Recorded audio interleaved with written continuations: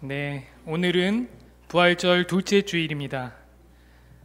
지난주 부활절에 중언으로 목사님께서 여기 오늘 부활의 증인으로 살아가십시오 하고 말씀하셨는데, 어떻게 한 주간 부활의 기쁨을 누리면서 또 주변과 나누면서 그렇게 부활의 증인으로 사셨나요? 네, 사셨어요? 저는 혹시 지난주일이 부활절인지 까먹으신 분이 있으실까 봐 걱정했는데 다행히 그렇게 하셨다고 하니 다행입니다. 혹시 그렇게 살지 못하셨다고 하더라도 괜찮습니다. 부활절은 하루지만 부활절기는 지난 부활절을 시작으로 성령 강림절기까지 50일간 이어집니다. 주간으로 따지면 7, 7에 49, 7주간이나 부활절기입니다.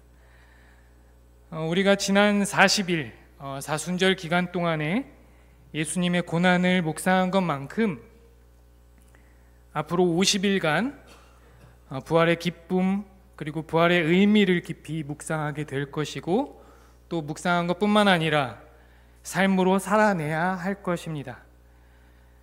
고난이 부활보다 슬픔보다 기쁨이 더 길고 힘이 세다는 사실을 우리는 삶에서 경험해야 하는 것입니다. 만약에 지난 한 주간 부활의 기쁨을 제대로 누리시지 못하셨다면 앞으로 남은 6주 동안 오늘 나에게 예수 부활의 의미가 무엇인지를 깊게 생각하고 부활의 은총을 채워 나가시길 바랍니다. 오늘 우리에게 주시는 복음서의 말씀은 요한복음 20장 19절에서 23절까지의 말씀입니다.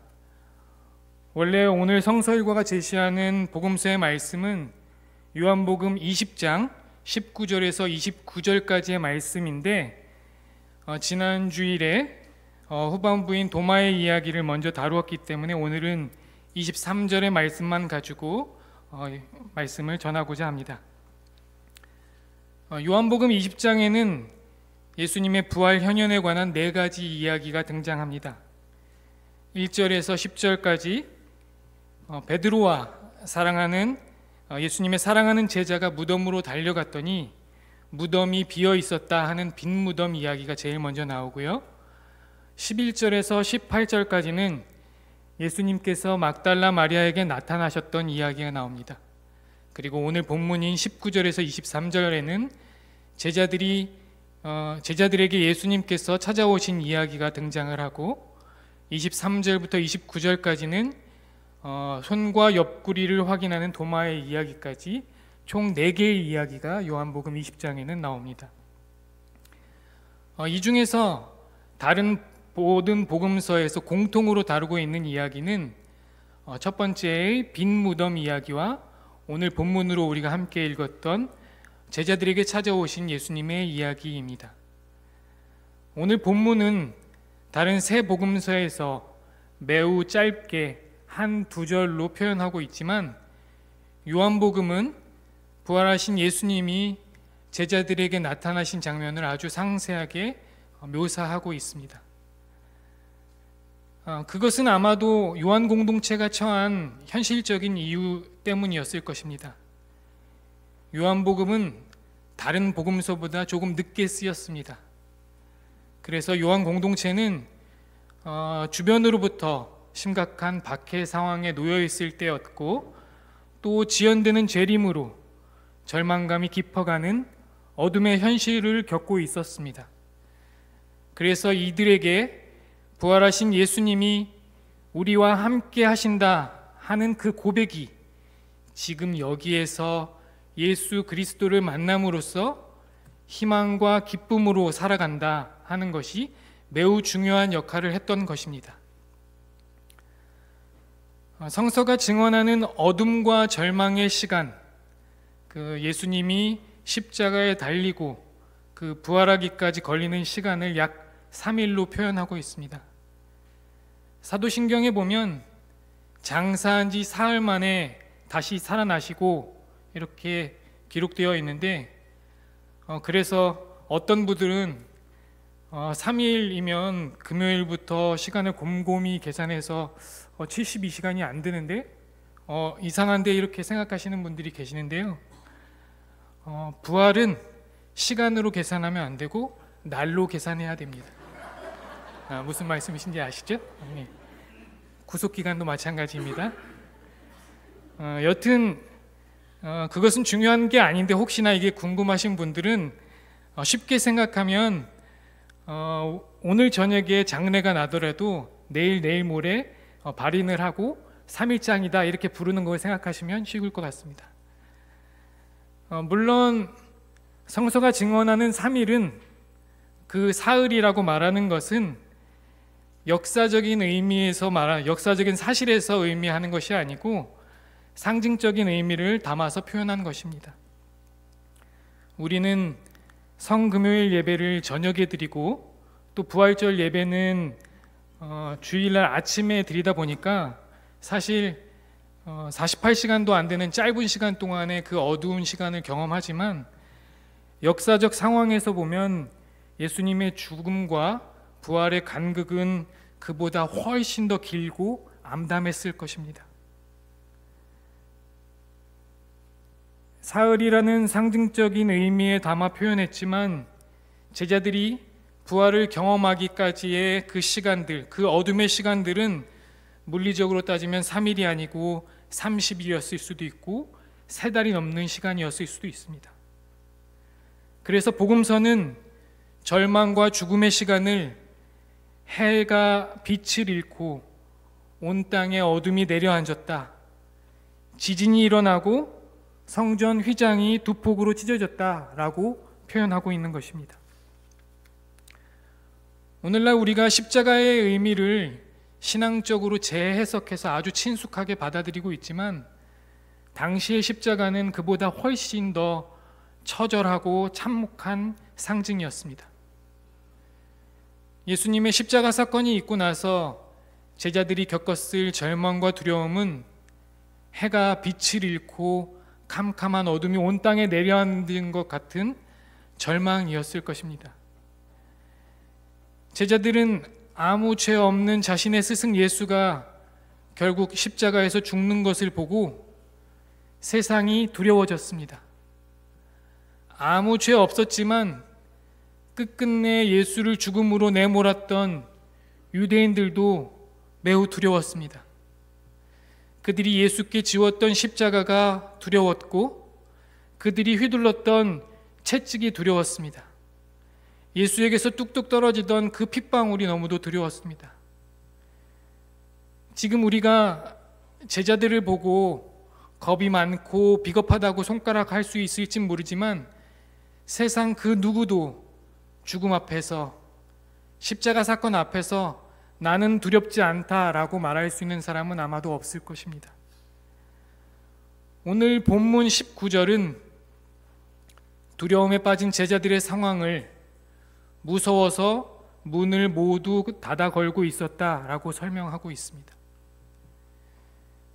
그렇습니다. 제자들은 지금 두려워서 다락방에 숨어 있습니다. 자신들의 안전을 지키기 위해서 문도 꼭꼭 걸어 잠그고 아마 숨소리도 죽이고 있었을 것입니다. 그런데 생각해 보면 그들이 숨어든 그 공간, 그 다락방은 아마도 생전에 예수님께 배움을 받았던 학당, 그 공간이었을 것이고 예수님이 잡혀가시던 날 밤 모여서 마지막 성찬을 나누며 서로의 발을 닦아주던 그런 공간이었을 것입니다. 그 사랑과 희망의 다락방이 이제는 두려움과 절망의 공간으로 그들의 도피처로 변하게 된 것입니다. 그런데 바로 그때 예수님께서 그들 가운데 찾아오셨습니다. 그리고 너희에게 평화가 있기를 하고 인사하십니다. 두려움에 얼어붙어 있었던 이들에게 전했던 예수님의 평화는 얼마나 따뜻하고 얼마나 큰 위안이 되었을까요? 아마도 눈물이 왈칵하고 쏟아지면서 주저앉았을지도 모릅니다. 예수님이 전한 너에게 평화가 있기를 이라는 말은 내가 살아서 너희와 함께 있으니 두려워하지 말아라 하는 큰 위로와 용기의 말로 그들에게 다가갔을 것입니다. 이어지는 20절에 예수님은 이렇게 말씀하시고 나서 손과 옆구리를 그들에게 보여주었다라고 기록하고 있습니다. 이 말은 무슨 말일까요? 예수님이 정말 몸으로 다시 부활했다는 것을 증명하기 위해서 두 손과 옆구리를 보여주신 것일까요? 아닙니다. 만약 그랬다면 앞서서 예수님이 꽁꽁 걸어 잠긴 그런 닫힌 공간으로, 그런 닫힌 공간 한가운데로 들어왔다라고 표현하지는 않았을 것입니다. 저는 어릴 적에 성경의 이 부분을 읽으면서 영화 사랑과 영혼에서 나오는 그 유령의 모습처럼 예수님이 쓱 하고 벽을 통과해서 들어오셨나 이렇게 생각했었습니다. 그런데 만약 그렇게 예수님이 들어오셨다면 손과 옆구리를 보여주기도 전에 제자들이 더 무섭고 놀랐을 것입니다. 그리고 예수님이 육신으로 살아있다는 사실을 더욱더 납득하기 어려웠을지도 모릅니다. 예수님께서 손과 옆구리를 보여주신 것은 지난주에 목사님께서 증언해서 말씀하셨던 것과 같이 로마가 찔렀던 창과 못, 그 흔적을 보여주기 위함이었습니다. 다시 말해서 십자가의 상징, 그 로마의 폭력의 결과물을 제자들에게 보여주신 것입니다. 예수님께서 내가 로마의 폭력에 죽임을 당했지만 다시 살아서 너희들 가운데 이렇게 현존하고 있다라고 증언하고 있는 것입니다. 창과 못자국은 로마의 폭력의 상징이자 예수님의 손과 옆구리에 난 아픔의 흔적입니다. 아픔의 흔적은 기억을 강화하는 힘이 있습니다. 보통 아픔의 흔적은 평생의 트라우마로 남는 경우들이 많지만 반대로 그것을 극복하고 나면 삶을 근본적으로 바꾸는 평생의 힘으로 작용하기도 합니다. 두려움에 떨던 제자들에게 십자가가 절망과 공포의 기억이었다면 이제 부활한 예수님을 만난 제자들에게 십자가는 승리와 희망의 기억이 된다는 것입니다. 제자들은 두 손과 옆구리를 떠올릴 때마다 로마의 폭력을 이기고 부활하신 예수님을 떠올리게 될 것이고 나도 그렇게 살겠노라고 다짐하는 기억으로 삼을 것입니다. 그래서 예수님께서 두 손과 옆구리를 보여주었을 때 제자들은 주님을 보고 기뻐했다라고 본문은 기록하고 있습니다. 부활하신 예수님은 21절에서 다시금 제자들에게 평화의 소망을 깨우치며 말씀하십니다. 너희에게 평화가 있기를 빈다. 아버지께서 나를 보내신 것 같이 나도 너희를 보낸다. 부활의 사건은 그렇게 숨죽이고 자기의 목소리를 낼 수 없었던 사람들에게 내린 평화요, 극한의 고통 속에서 두려움에 떨던 사람들에게 내린 평화입니다. 예수님은 이제 너희가 가서 이 평화를 고통받는 사람들에게 전해주어라 하고 제자들을 파송하고 계신 것입니다. 곧 이어서 본문에서 제가 가장 인상 깊은 장면이 등장합니다. 그것은 예수님께서 이렇게 말씀하신 다음에 그들에게 숨을 불어 넣으셨다 하는 것입니다. 여기서 숨을 불어 넣다라는 동사는 성서에서 흔히 사용되는 용어가 아닙니다. 창세기 2장 7절에 흙으로 사람을 지으시고 생기를 불어 넣으셨다 할 때 그 숨이고요. 에스겔 37장 9절에서 마른 뼈들을 다시 살리면서 생기를 불어 넣는다라고 할 때 그 숨에 사용된 용어입니다. 다시 말하면 숨을 불어 넣는다는 것은 생명을 불어 넣는다는 것이고 또 새 사람이 되도록 만든다는 것입니다. 다시 말하면 창조의 과정인 것입니다. 태초에 하나님이 땅의 흙으로 사람을 지으셨습니다. 흙으로 지은 사람, 그러나 아직은 완전한 사람이 아니었습니다. 하나님이 이 사람에게 하나님의 숨을 불어넣으시자 그 사람은 비로소 생명, 존재가 되었습니다. 무슨 말입니까? 사람은 하나님의 숨으로 비로소 참 사람이 된다는 말입니다. 하나님의 영을 받은 존재, 하나님의 숨을 이어받은 사람이 바로 참 사람이라는 말입니다. 마찬가지로 오늘 본문은 부활하신 예수님이 절망과 두려움 가운데 떨고 있던 제자들에게 숨을 불어넣으시면서 새롭게 창조하신다라고 증언하는 것입니다. 십자가에서 부활로, 죽음에서 생명으로, 절망에서 희망으로 새로운 삶의 차원을 여셨던 예수님께서 이제 자신의 제자들에게도 그 길을 갈 수 있도록 그 길을 열어주신 것입니다. 왜 그렇게 하셨을까요? 바로 새 사람이 되어야 새 삶을 살 수 있기 때문입니다. 예수님께서 숨을 불어넣으시고 이어서 말씀하십니다. 성령을 받아라. 너희가 누구의 죄든지 용서해 주면 그 죄가 용서될 것이요 용서해 주지 않으면 그대로 남아있을 것이다. 오늘 본문에서 용서라고 번역되고 있는 그리스도 용어는 아페시스라는 단어입니다. 용서하다라는 뜻만 있는 것이 아니라 면제하다라는 뜻도 가지고 있는 단어입니다. 더 나아가서 풀어주다, 해방하다라는 단어로도 쓰입니다. 또 죄라고 쓰는 그리스어는 하마르티아라는 용어인데 빚, 속박이라는 뜻을 담을 때도 사용하는 단어입니다. 이렇게 보면 죄의 용서는 빛의 면제로도 읽을 수 있습니다. 예수님이 갈릴리에서 가난하고 병든 사람을 고쳐주시고 그들을 병마에서 풀어주시고 또 가난한 사람들을 하나님 나라의 주인으로 세우셨던 것이 바로 용서의 사건인 것입니다. 우리가 죄를 용서한다는 것은 그저 마음의 앙금을 푸는 정도가 아니라 구체적으로 가난한 사람의 빚을 면제해주고 속박시키는 구체적인 실천 행위라는 사실입니다.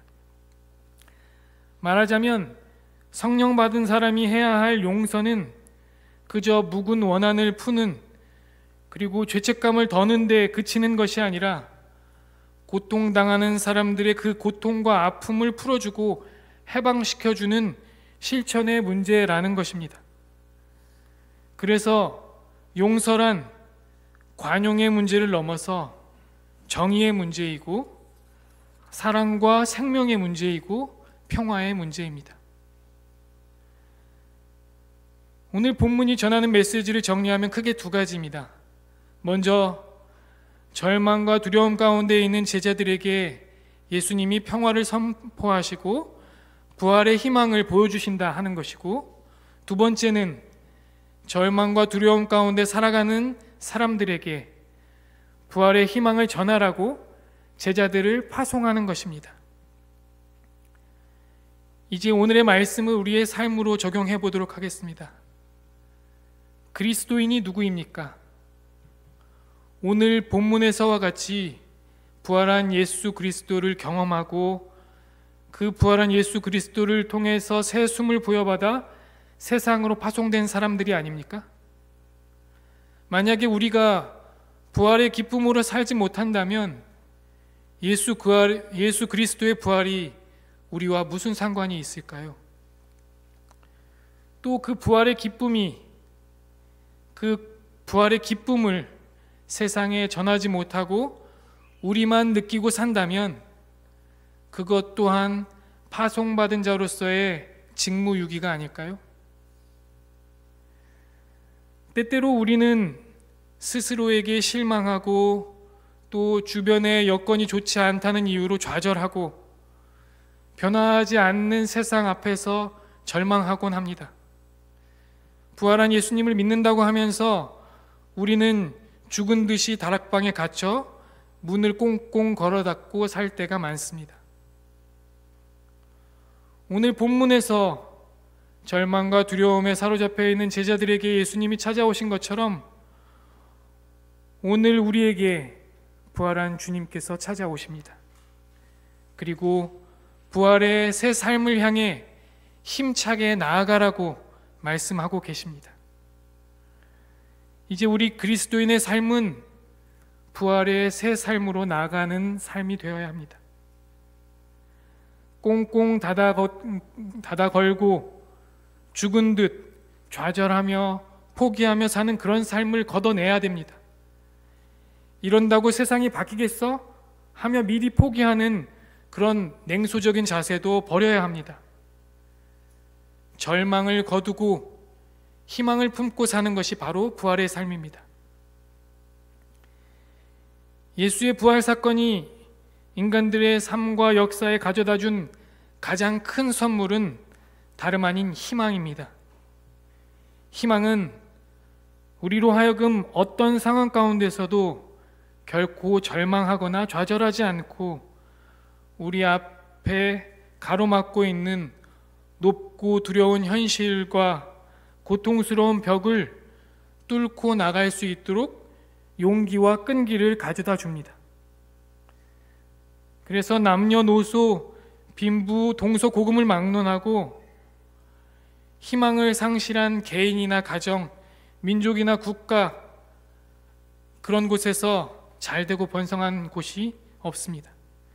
외관상으로 모든 것이 잘 갖춰져 있다고 하더라도 신체적으로 건강하고 지식이나 재물, 사회적인 지위나 모든 것을 갖추고 있다고 하더라도 참된 희망을 품고 살아가지 못한다면 그것은 한낱의 시체에 불과하고 회칠한 무덤에 불과할 수밖에 없는 것입니다. 그래서 우리는 늘 희망을 품고 살아야 합니다. 또한 우리 그리스도인들은 기쁨 가운데 살아야 합니다. 많이 가지고 풍성히 누리는 것에 느끼는 세상의 기쁨이 아니라 마침내 이루는 정의와 평화, 나눔으로 풍성해지는 하나님 나라의 기쁨으로 살아야 합니다. 부활을 증언하는 그리스도인의 삶이 기쁘지 않다면 누가 부활의 희망을 믿고 따르겠습니까? 부활을 증언하는 그리스도인의 삶이 희망차지 않다면 누가 그리스도인의 길로 나서겠습니까? 그래서 그리스도인들은 언제나 희망과 기쁨을 가지고 살아야 합니다.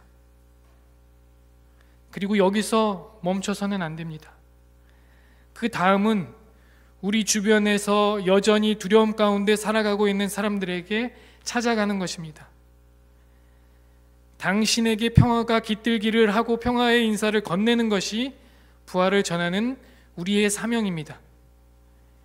이것은 그냥 좋고 뻔한 얘기가 아니라 상징적이고 그냥 의미적으로 하는 얘기가 아니라 문자적으로 받아들여야 하는 우리의 실천 과제입니다.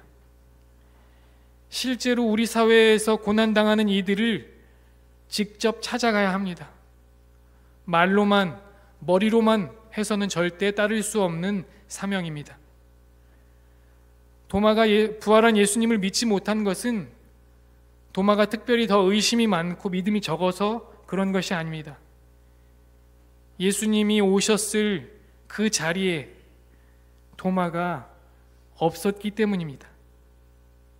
그 자리, 그 현장에 없었기 때문에 도마는 예수님이 부활하셨다라는 사실을 제대로 믿지 못했습니다. 마찬가지입니다. 이처럼 현장에 있는 것이 매우 중요합니다. 고난의 현장에 예수님께서 함께 하십니다. 우리가 그 자리에, 그 현장에 함께 하지 않는다면 우리는 진정으로 예수님이 이루시는 생명과 평화의 그 하나님 나라를 경험하지 못할 것입니다. 오늘 우리 주변에는 절망과 두려움 가운데 살아가는 사람들이 있습니다. 폭력과 힘의 질서에 눌려서 또 차별과 혐오에 갇혀서 고립된 이들이 많습니다. 성별, 인종, 장애, 학력, 외모, 성적 지향 등으로 차별받고 폭력적 경제 질서와 폭력적 사회 구조로 인해서 고통받는 사람들이 너무도 많습니다. 최근에는 많은 사람들이 목숨을 걸고 타워에 올라가서 고공농성을 전개하고 있습니다. 구미에서는 고용 승계를 요구하며 500일에 가까운 고공농성을 전개하는 한국 옵티컬 하이테크 노동자들이 있습니다. 우리 교회에 가까운 인근에는 세종호텔 앞에 오늘로 74일간 고공농성을 이어가며 복직투쟁을 하는 세종호텔 노동자들, 해고 노동자들이 있습니다. 해화동 성당 종탑에는 탈시설 장애인 활동가가 천주교 탈시설 왜곡에 항의하면서 열흘째 농성을 전개하고 있습니다. 지하철 4호선 해화역에서는 장애인 이동권 보장을 위해서 날마다 출근길 투쟁을 하며 싸우는 장애인 연대들도 있습니다. 자본과 이윤을 최우선의 가치로 삼는 현실이다 보니까 사회적 안전망이 무너져서 하루가 멀다 하고 끊임없이 재난과 참사, 사회적 참사들이 반복되고 있고 이로 인해 무수히 많은 사람들이 하루아침에 소중한 가족을 잃고 슬픔 가운데 있는 이들도 우리 주변에는 너무도 많습니다. 얼마 전에는 미아역 대로변 마트 앞에서 끔찍한 칼부림 참사로 한 생명을 잃고 많은 사실이 있었습니다. 이 사실은 우리 사회가 얼마나 위태롭고 위험한 사회로 다가와 있는지 충격적으로 알려주었습니다. 우리가 이들의 아픔을 어루만져야 합니다. 예수의 부활이 그리스도인들에게만 희망이 되는 것이 아니라 온 인류에게 희망이 되려면 세상으로 파송받은 우리 그리스도인들이 절망과 좌절 가운데 고통과 고립 가운데 사는 이들을 향해 희망과 평화를 들고 나아가야 하는 것입니다.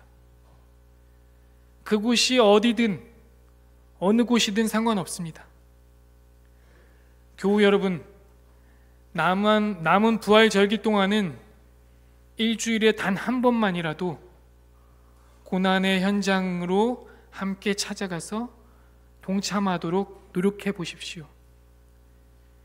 직접 가기 어렵다면 전화로 또 편지로 마음을 전하고 평화의 인사를 나누어 보십시오. 후원으로 하셔도 좋고 서명 운동으로 하셔도 좋습니다. 어떤 방식으로든 그 일을 위해 마음을 모으고 또 그 일을 위해서 기도하고 그리스도인의 평화를 전하는 여러분이 되시기를 바랍니다. 사랑하는 교우 여러분, 우리가 절망과 두려움에 사로잡혀 있을 때, 자신을 꽁꽁 걸어잡고 숨어 있을 때 주님은 우리에게 찾아오십니다. 저 창밖에 내리는 따뜻한 햇살처럼, 그리고 두 뺨에 스치는 부드러운 바람처럼 부활하신 주님은 닫혀진 우리 마음을 열고 삶에 깊숙이 찾아오십니다. 너희에게 평화가 있기를 하고 주님께서 조용히 축복과 위로의 말씀을 속삭여 주십니다. 그리고 죽은 듯이 살지 말고 새 삶으로 살아가라고, 새 사람으로 살아가라고 창조의 새 숨을 우리에게 불어넣어 주십니다. 그러니 부활을 믿는 여러분, 용기를 내십시오. 이 부활의 은총을 깊이 경험하십시오. 다락방에 숨어있던 제자들이 부활을 증언하는 증인이 되었던 것처럼 오늘 우리가 경험하는 부활 은총이 이 땅에 희망을 전하고 평안을 평화를 선포하는 일에 초석이 되도록 그렇게 나아가십시오. 이 믿음으로 또 한 주간의 삶을 힘차게 살아가는 저와 여러분이 되시기를 간절히 축원합니다. 다 함께 침묵으로 기도하겠습니다.